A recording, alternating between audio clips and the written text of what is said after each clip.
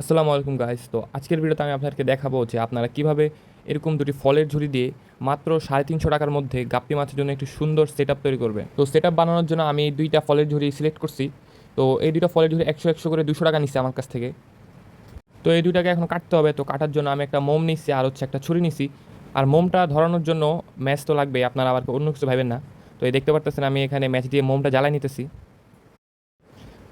তো মেইনলি আমি মোমটা দিয়ে যে কাজটা করব, এগুলো হচ্ছে একটা সাইড পার্ট যেহেতু আমি কাটবো, এটা গরম করা লাগবে।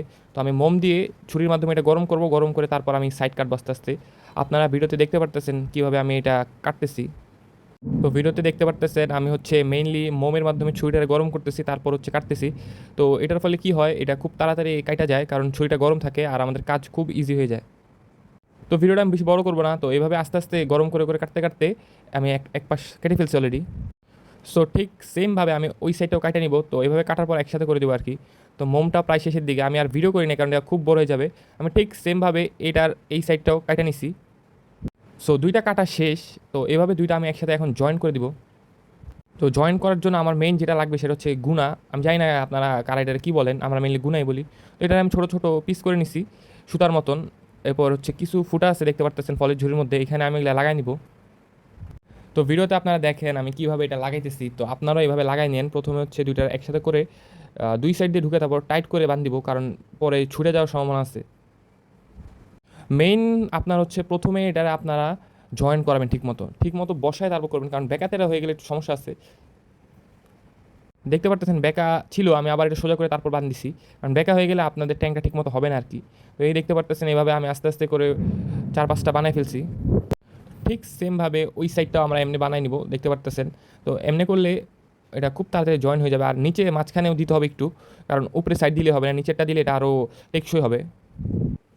তো এভাবে আমি ঠিক সেমভাবে উপরে যেভাবে করছি নিচের ফাঁকগুলোতেও ঠিক সেমভাবে করে ফেলছি। তো দেখতে পারতেছেন আমাদের ফলের ঝুড়িটা রেডি, পুরাপুরি টেকসই মানে শক্তপোক্ত হয়ে গেছে। এখন আমরা মেইনলি পলি লাগাবো এটার মধ্যে। তো পলি লাগানোর আগে নিচে হচ্ছে থাকে আপনার একটু চোখা চোখা ছিল, তাই আমি একটা কাগজ লাগাই নিছি। আপনারা চাইলে এটা ইউজ করতে পারেন, নাও করতে পারেন, কারণ একটু সেফটি কারণ আমি ইউজ করছি। দেখতে পারতেছেন এই যে পলি, এখানে হচ্ছে 2 গজ পলি। তো ট্যাঙ্ক দুইটা নিচ্ছে 200 টাকা, আর পলি 2 গজ হচ্ছে 140 টাকা। তো ওই যে পলিটা খুলে আমি আগে ভালো মতো চেক করে নিতেছিলাম যে কোন সাইডে কী করবো, কারণ যেহেতু এত বড় একটা ট্যাঙ্ক বানাবো অবশ্যই পারফেক্টভাবে বানাইতে হবে। আমি আস্তে আস্তে এটা গুছাইতেছিলাম, তারপর এক সাইডে বসাইতেছিলাম। তারপর এভাবে কতক্ষণ গুতাগুতি করতে করতে আর কি ট্যাঙ্কটা হয়ে গেছে। আপনারা চাইলে আপনাদের মতো করতে পারেন। আমার যেভাবে ভালো লাগছে আমি এভাবে করছি, আপনারা যেভাবে আপনাদের জন্য ইজি হয় ওভাবে করেন। তো তারপর আর কি আমি সাইড দিয়ে কস্টিপ দিয়ে এটা লাগাই নিতেছি। তো কস্টিপ লাগানোর পাশাপাশি আমি আর একটু মেজারমেন্টটা ঠিক করে নিতেছিলাম হাত দিয়ে চাপায় চুপায়। তো মেইনলি এভাবে করার পরেই হচ্ছে আমাদের ট্যাঙ্কটা রেডি হয়ে যাবে। তো কস্টিপ পৌঁছানোর পর যেগুলো হচ্ছে একটু এক্সট্রা পার্ট ছিল পলির, তো সেগুলো কেচি নিয়ে কেটে নিচ্ছি, কারণ এটা একটু বেশি হলে জঞ্জাল জঞ্জাল লাগে। তো এই যে দেখতে পারতেছেন আমাদের ট্যাঙ্ক ফুল রেডি। তো আপনারা বলবেন ট্যাঙ্কটা কেমন হয়েছে। ট্যাঙ্কটা বানাইতে মোট খরচ হয়েছে 350 টাকা। তো আপনারা চাইলে এরকম বানাইতে পারেন। তো সুন আমি আপনাদেরকে ভিডিও দিব যে আমি ট্যাঙ্কটা কীভাবে কি মাছ টাছ ছাড়লাম। আমি অবশ্য এটা আগের ভিডিও ছিল, আমি ট্যাঙ্কটারে এখন সেট আপ দিয়ে মাছ টাছ ছেড়েও দিছি অনেক। তো আপনারা চাইলে আমি নেক্সট ভিডিওতে আমাদের ফার্মের ভিডিও দিব। তো আজকের ভিডিও এই পর্যন্তই। আল্লাহ হাফেজ।